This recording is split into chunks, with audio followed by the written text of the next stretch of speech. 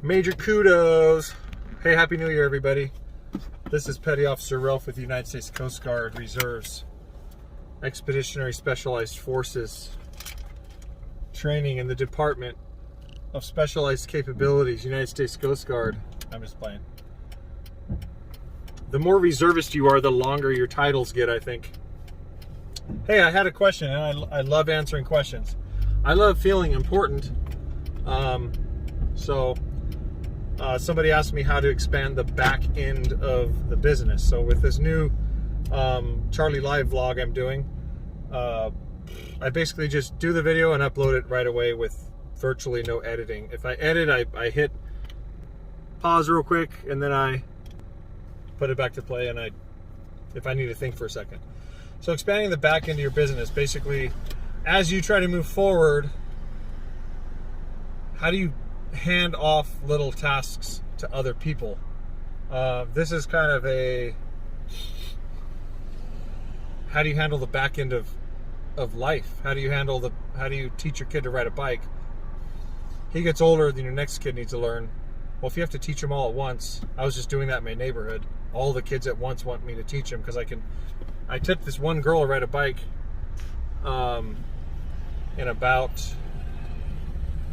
it took us 15 minutes, and she had never even sat on a bike. So we're all watching. I went from the Strider, then I went to a real bike, then I took off the pedals, and then I had her use the normal bike as a Strider, and then I held her shirt. Then I told somebody to dance 50 yards ahead of her on the street. They danced. I said, don't take your eyes off of them. She got her balance. I put the pedals back on. I held her shirt. I said, pedal as hard as you can. Look at only them. And then I let her go, and she went. That's how you teach kids to ride a bike in 15 minutes. Any kid, 5 years old, whatever. You have to be very good and loud and massive like me to have it done in 15 minutes probably. But anywho, it's like anything. It's one little thing at a time. So my whole channel is about extensive training videos to slowly pull yourself out of the company. And you're not ever just out of the company lollygagging over in Puerto Rico or something unless you sell it. And the company's just running itself, and everyone's just like, that man was so smart. He eventually just stepped away from his business forever and, never had to come in and infuse it with his magic. That's not gonna, you have to get your mindset on that. It's not gonna happen. It should be on your mind once a week, twice a week, once a month. Like, pick your poison. Pick how often you want it on your mind, and you'll be fine. Second here.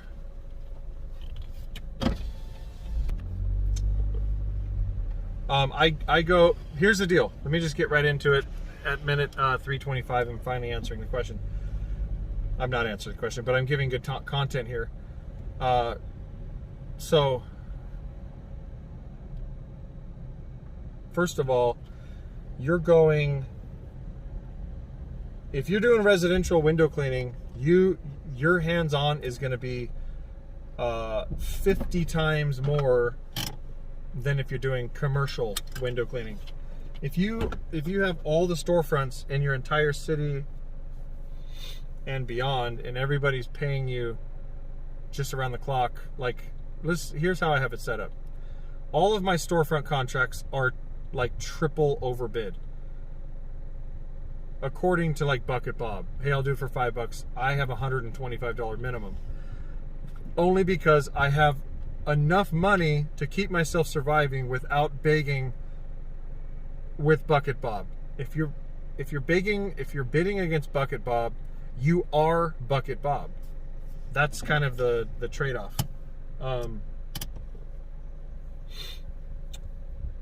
That's the trade-off.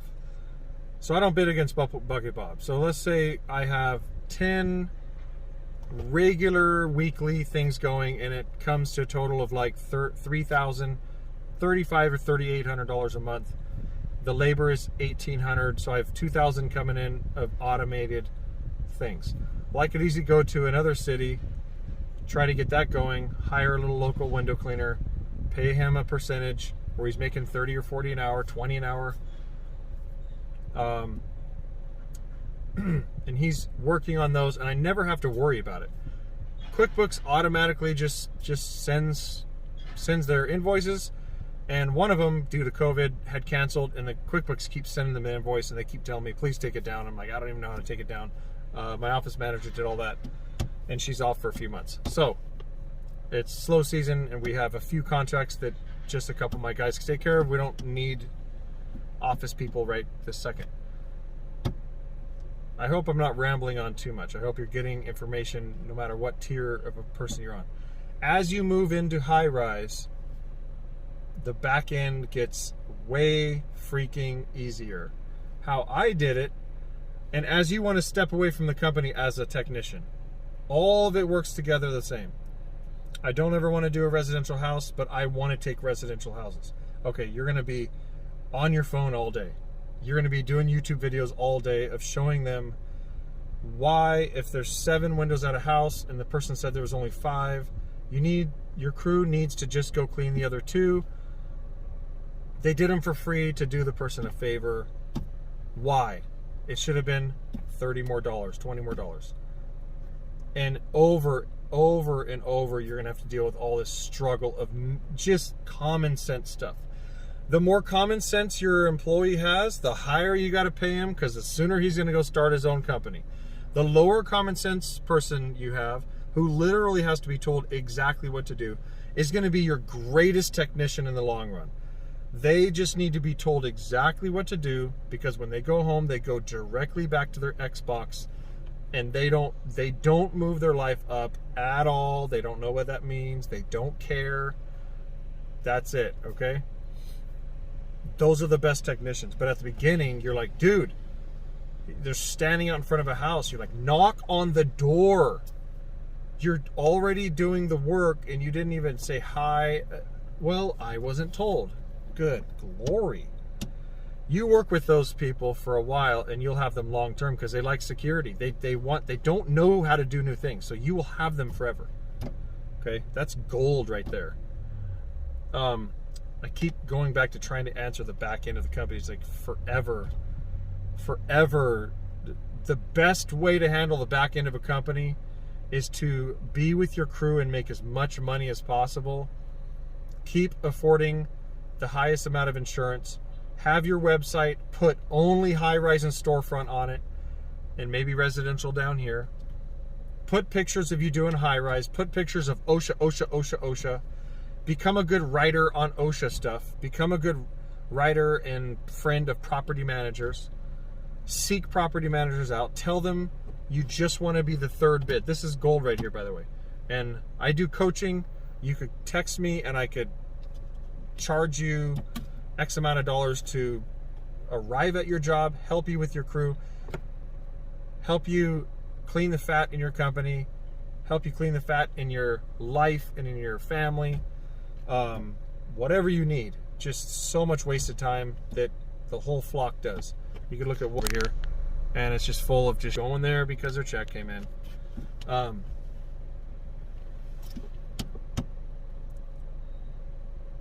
The best way to expand is to get into high-rise, to get into higher commercial work. It just is. If you're a residential window cleaning guy, dude, they're always going to quit. It's a revolving door unless you hire this specific personality. It's called like the beaver, I call them. They have to be told exactly what to do. They love security, and they love to know when they have to arrive at a job, how long it's going to be, exactly how much they're going to make, and they want to just be a technician. Those people are awesome. You teach them how to take any type of screen out. Then they're at a house 10 minutes before you. I'm sorry, an hour before you, removing all the screens. By the time you get there, you've paid him $12, and you can now dominate going after. Basically, the best way to be free of your company is to have mature contracts, okay, commercial contracts. Because these people are all like property managers and big high-rise and stuff who have it in their contract to do window cleaning. They're required to do window cleaning. They're professionals who are professional at hiring people to do window cleaning. They have to do window cleaning, right? A residential doesn't. They could drop you anytime.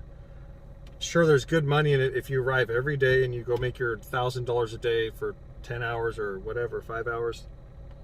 But man, then the next, you got to schedule the whole next day. You got to schedule every crew. All the different checks you got to get from each person and how to sell each person. And the equipment lost seems like every week, 2 or 3 houses that week, some piece of equipment got lost somewhere. Keeping up with the back end, right? It's just out of control. Keeping up with everything happening to free yourself. And if you have to go to Home Depot for a screen extractor at night and you can't have dinner with your family, that's the very beginning of really bad problems. However, if you're working on a high rise, this is what I mainly do. We have mainly 3 to 4 story buildings that we do water fed pole cleaning once or twice a year. I don't ever have to show up. I have so many clients that I've never met them. They know my main commercial guy who's just there. He makes like 25-30% of commercial, and it's awesome after equipment rental. Anything higher than that, I go to the building. If it's a 10-story building, I get the building down to 4 stories. I'll use a boom and do the whole, not a boom on a 10-story. What am I talking about? A boom up to like 7 stories, and I'll bring it down 7, 6, 5, 4. And then they're only doing the 3-story windows. It takes 3 more days or something with water fed pole. I'll rent a boom for $1,000, $2,000 for 1 or 2 days. Whatever I need to do to lower that building and then get the hell out of there. That's the best way to be free from your company. And then over time, you keep little residential customers that you keep raising their prices and offering more services, whatever, as long as your crew can take care of it, no problem. They never complain. They tip the crew. That's the only type of residential people you want to keep. Commercial people, on the other hand, you want to make sure you're in excellent communication with them. So you could be at the beach, at a party, whatever. You get that little email, hey, there's this problem. Well, just learn the language to text back. You could text me 858-231-9846. Say, hey, I have a problem right now that needs to be solved. The client's telling me the crew is doing this. I don't know what to do, and I'll help you solve it. I could be your coach for 1 year at a time if you want to do certain estimates and certain problem solving things. If you need me to show up at a job and for a couple days and just show everyone how to do things, go for it. I would suggest if you're going to hire me that you have a lot of money coming in and you just need help taking on the load. That's what I'm good at. Tons of chaos coming my way. Sitting there calmly and saying, get rid of that client, double the price of that client, double the price of that client, get rid of that client. Get rid of all of them except for these 2, and you'll have double the amount of all of these put together anyway with 1/4 of the problems. That's how you deal with the back end. You don't just say, this is how business is. How do I keep up with all of it? Well, the truth is, you stop doing most of it. You specialize. You specialize in a few different services that your people know how to do all day long. You hire a subcontractor and he's like, man, I really know how to do screen cleaning. I know you guys don't do it. Can I do a little side hustle? I'll pay you half. Yeah, go for it.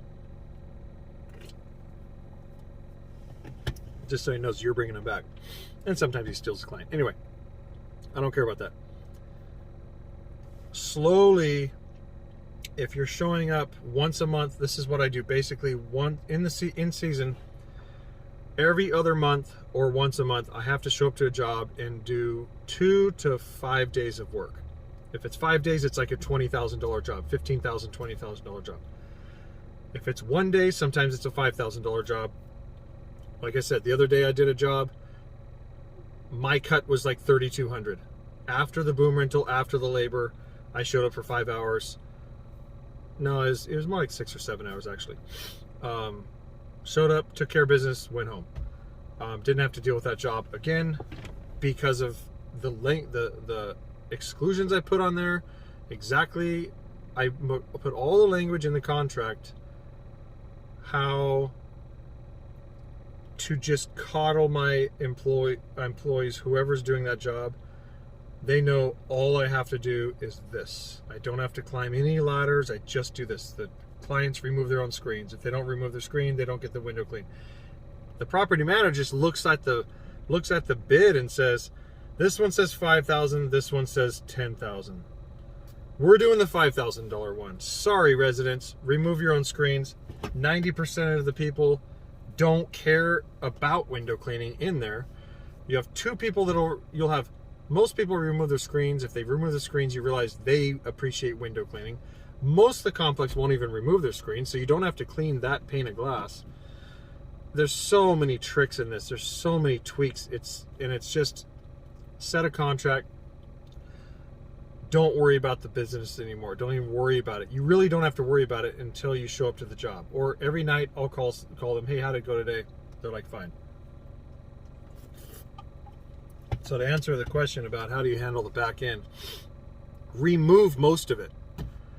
Don't be Brad, whatever, oh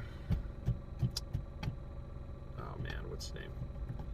Not Keith, one of the other guys that did, built this big company and then he sold it. It was like Birds Beware window cleaning. I know the guy's name. Anyway, I just haven't watched YouTube in a long time. So, Birds Beware, Matt, don't do that. Trust me. Do not take years off of your life trying to build Birds Beware window washing. Oh my gosh.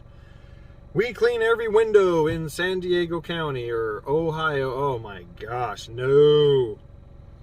Do whatever it takes to get into high-rise, mid-rise, low-rise, apartments, HOAs, homeowners associations. Do whatever it takes to get into them. Learn them. Dude, call me. We will get into them and you will pay me for it. Trust me. And you won't even, it'll be free. You'll be like, dude, whatever I've paid you is 1,000 times worth it, 10 times worth it, 100 times worth it, whatever. Get out of residential. Hustle residential. Take all you can. Boom. I can show you tricks of the trade of residential to get as much money as you can. Just keep doing it and put your money into $3 million liability, workman's comp, whatever the building needs. 90% of people don't need workman's comp, so you don't have to do it. If you had a contract worth it, then get it. You usually don't need workman's comp. Just get the high-rise stuff. Say you're doing it. You go do most of the high-rise to experience what it's like to do the customer service, and to do all that. Just text messages. And then you'll get another contract. Then you'll get another one. And then every year you'll get one more. You have good communication and you take care of the last people. Keep the price the same. You don't need to keep raising your price. Go to the next one, next year, and pretty soon you'll have 2 or 3 a month in season. Then there'll be 4 a season, 4 a month in a season, and you'll be like, dude, this is good. My business is at a place right now where we still need to do taxes and stuff. I might do 100, 200,000. I think we did 280 one year or something. Maybe that's because my wife did a $60,000 baby surrogacy or something. But that's not that much for what I buy and stuff. But I don't have any bills. All my cars are paid off. I keep all my bills very, very minimal. That's another way to help the back end. Don't have bills to pay. You're free from your business when you're free in life. Your life is your only business. Your business is what you do in the meantime. So if in your meantime you're dealing with your company all day long, you don't have a life. Once you learn to get free from your company, you'll realize, oh my gosh, I really don't have a life. I'm just laying around playing Xbox or something. You'll have to build another life. Some of you guys have another life, fishing or something. So slowly get into that other life. I'm at a point right now where all the bills are paid. There's extra money coming in to buy TVs or do fun stuff with, and I'm just sitting. I'm not. I keep paying insurance. I keep investing in maybe some sales here and there. Not really, but this next year we're going to try to ask all those property managers for any more referrals, and we're going to try to get 2 to 5 new contracts this year and take care of the ones we already have. That's what people don't realize. Take care of the little contract you have. Don't miss it. Don't miss a day on it. If it's bringing in lucrative money, don't mess with it. Don't raise the price, nothing. Just here it is. Here's your annual contract. Thank you so much for choosing us. If the property managers, here's another tip. If the property managers hint towards something, it's not a hint. It's a demand.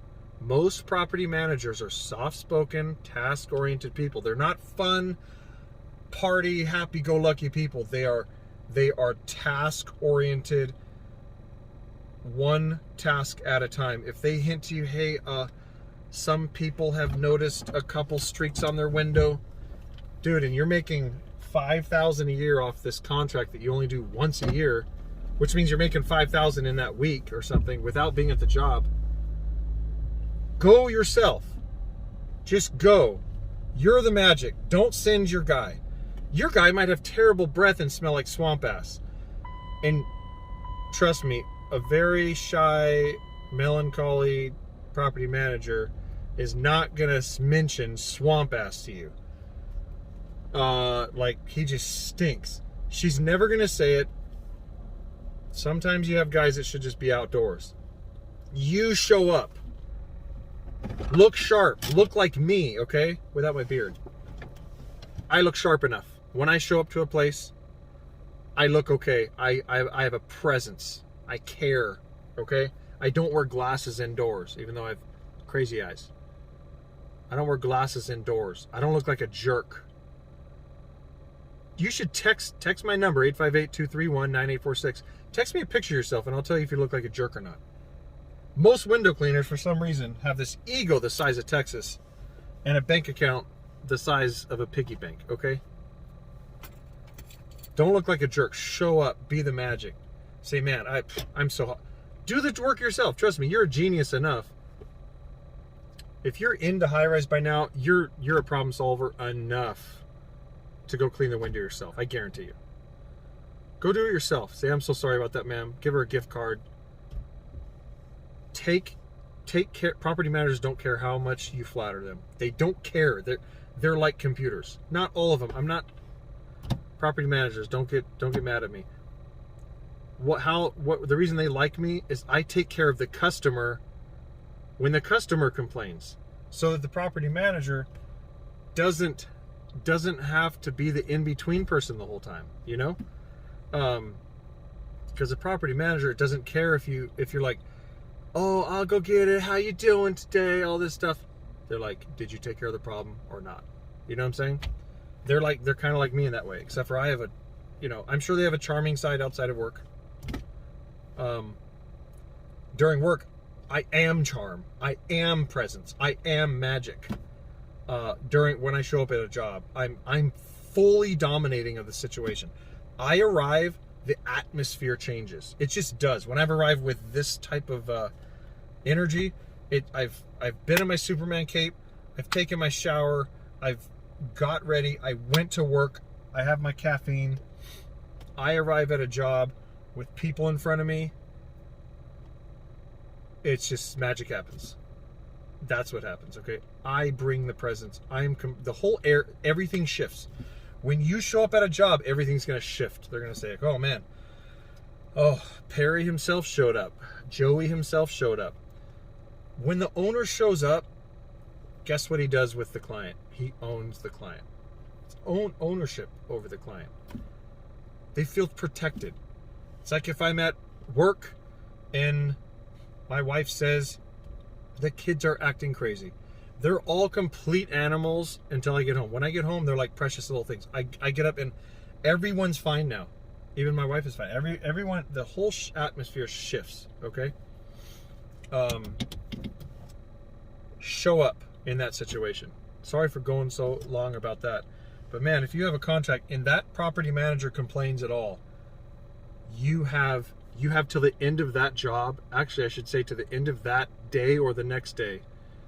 If you're smart, you'll go there immediately to solve that problem. And if you show up and the person who's there watching, or the property manager itself, a lot of times the property manager isn't there, but they have a building engineer there. Dude, if that building engineer loves you, it goes a long way. Okay, if the property manager loves you, that goes a long way as well. And if the building engineer hates you, you're screwed. Sorry I got so much into high rise. The best way to take care of your back end is to, anytime you work, have the massive amount of money with the smallest amount of work. Move into commercial cleaning. If you still need advice on techniques to show your people, I have tons of YouTube videos. Please leave I hope you learned. Leave a comment below of what you want to learn again. If you said, Charlie, you really didn't explain this, please explain just residential. I'm in residential right now. Please explain to techniques residential. I'll do it again, okay? Text me, 858-231-9846, and let's get you into commercial. Let's get you coached. Later.